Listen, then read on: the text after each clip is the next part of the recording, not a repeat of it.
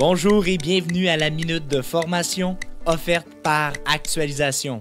Cette semaine, nous allons voir la théorie de l'autodétermination dans le monde du travail. L'objectif est de sensibiliser les supérieurs immédiats et les gestionnaires à la motivation au travail ainsi qu'à ses implications. Il est essentiel de porter une attention particulière à la motivation au travail afin d'expliquer les conséquences physiques, psychologiques et comportementales. La théorie de l'autodétermination de Deci et Ryan sera utilisée afin de se sensibiliser aux différents types de motivation ainsi qu'aux implications dans le monde du travail. La motivation au travail selon la théorie de l'autodétermination est multidimensionnelle, distinguant ainsi 4 types de motivation. Ces 4 types sont inscrits dans un continuum selon le niveau d'autodétermination. À l'extrême gauche se trouve le manque de motivation, soit l'amotivation, se définissant par des niveaux d'énergie bas, un non-engagement, un manque de régulation du comportement et souvent étant relié à des conséquences négatives au travail. La motivation contrôlée englobe la motivation extrinsèque et introjectée.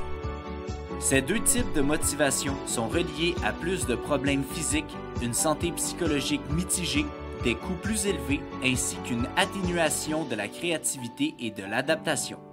La motivation extrinsèque est la moins autodéterminée. Dans leur travail, les personnes ayant un degré élevé de motivation extrinsèque sont motivées par des récompenses externes telles que le salaire et les avantages sociaux. Ensuite, la motivation introjectée se traduit dans la vie de travail d'un individu par une valeur personnelle qui fluctue en fonction de sa performance. Par exemple, une personne qui détient un degré élevé de motivation introjectée effectuera son travail pour être la meilleure dans son domaine. La motivation autonome englobe 2 types de motivation, soit la motivation identifiée et la motivation intrinsèque. Ces 2 types de motivation sont reliés à une meilleure santé psychologique et physique ainsi qu'à des comportements plus positifs. La motivation identifiée renvoie aux valeurs personnelles et aux convictions d'un individu. Une personne ayant un degré élevé de ce type de motivation aura tendance à réaliser ses tâches de travail parce qu'elles concordent avec ses valeurs et que c'est important pour elle de les réaliser et ce, même si elles ne sont pas agréables à ses yeux. Finalement, à l'extrême droite se trouve la motivation intrinsèque qui est le type de motivation avec le plus haut degré d'autodétermination.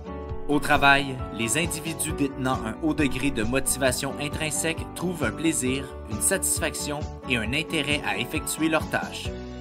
Afin d'être motivés, les individus ont besoin de satisfaire 3 besoins psychologiques, soit le besoin d'affiliation sociale, le besoin d'autonomie et le besoin de compétence.